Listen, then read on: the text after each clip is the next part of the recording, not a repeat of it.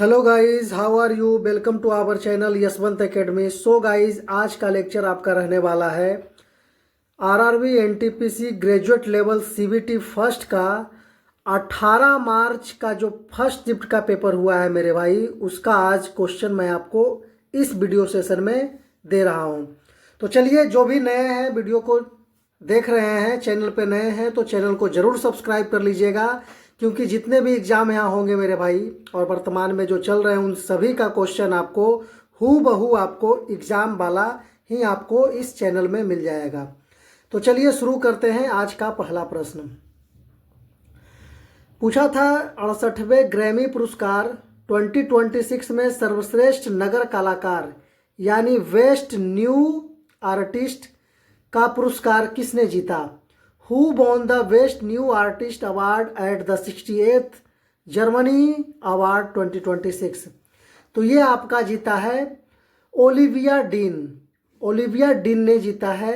यह आपका option B number right है मेरे भाई।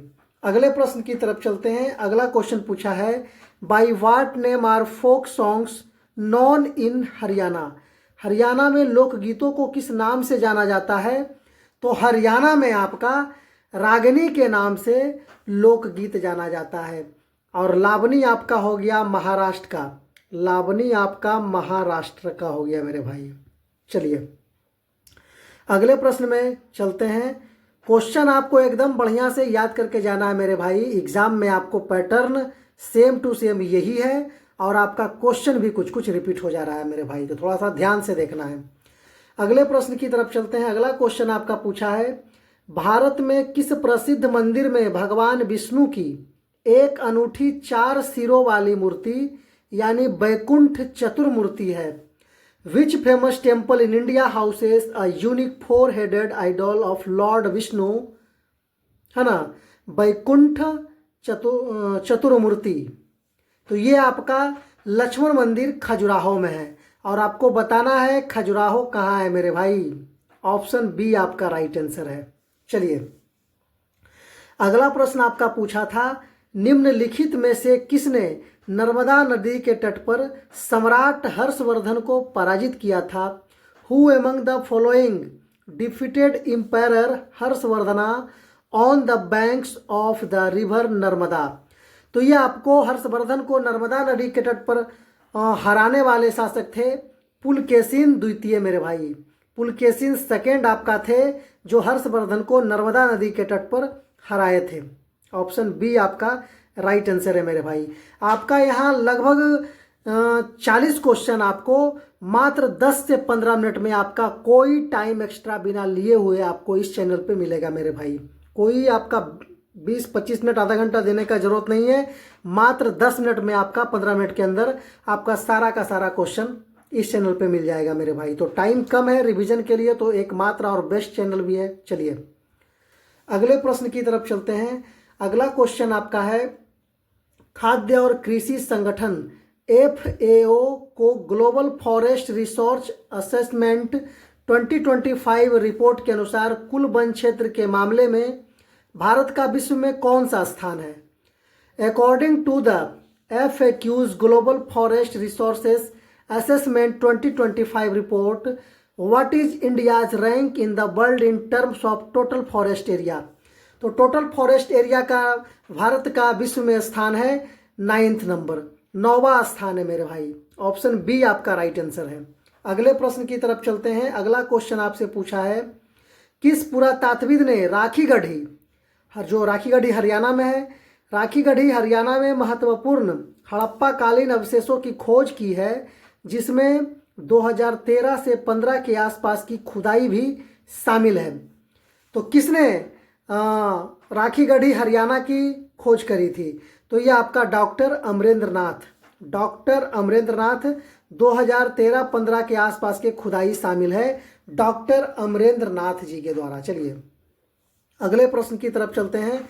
अगला क्वेश्चन आपसे पूछा है, देशद्रोही या राष्ट्र विरोधी गतिविधियों के कारण भारत सरकार किस कानूनी प्रावधान के तहत किसी नागरिक की नागरिकता रद्द कर सकती है? Under which legal provision can the government of India cancel a persons citizenship for anti national activities.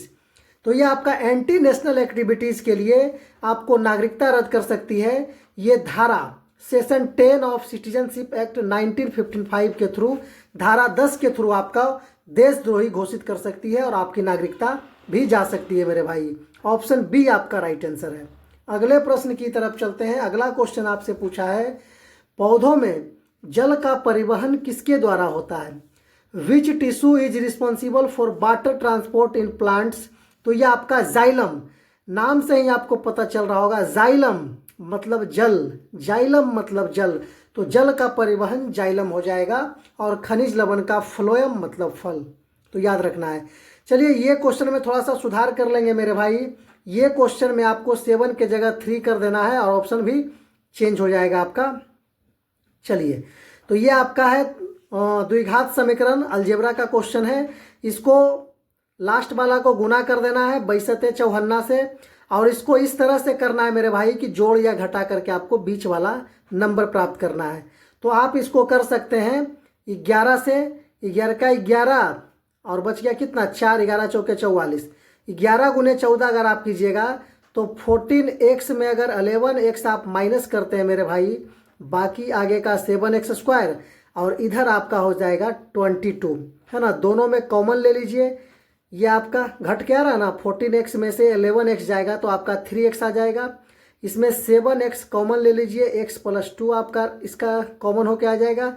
इसमें -11 कॉमन ले लीजिए तो यहाँ x बच गया, और 11 अगर ये दोनों में कॉमन हो गया तो 2 बच गया, प्लस में आपका 2 बच गया। तो आपका x + 2 एक आ गया टर्म, और दूसरा का आ गया 7x - 11, दोनों का इक्वल में 0 होता है। तो x बराबर ये -2 हो जाएगा, और x बराबर 11/7 हो जाएगा मेरे भाई।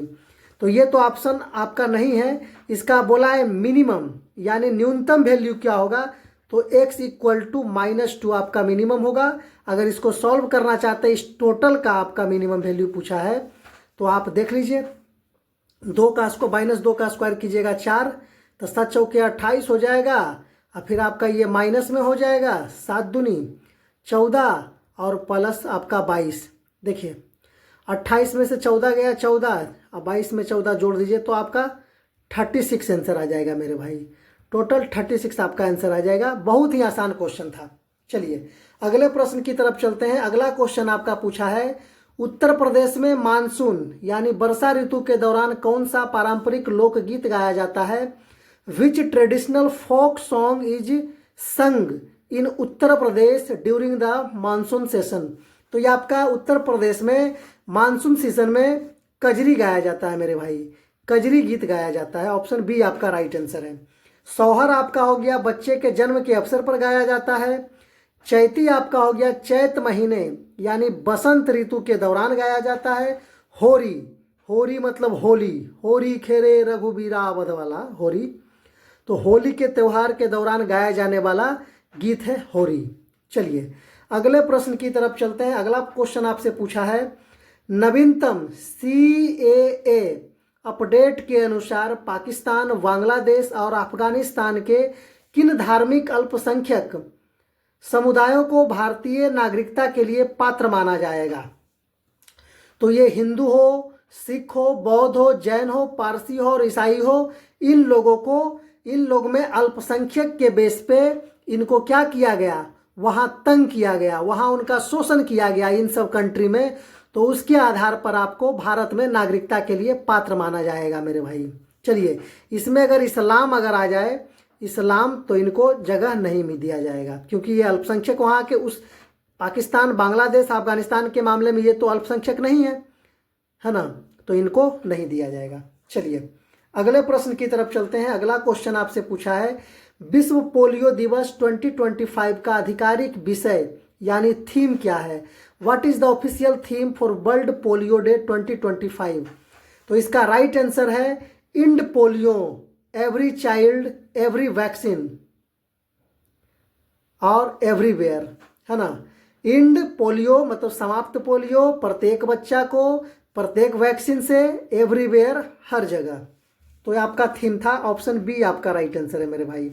अगले प्रश्न की तरफ चलते हैं। अगला क्वेश्चन आपसे पूछा है, what is the full form of BIOS in a computer system. Computer system का बायोस का पूर्ण रूप क्या है।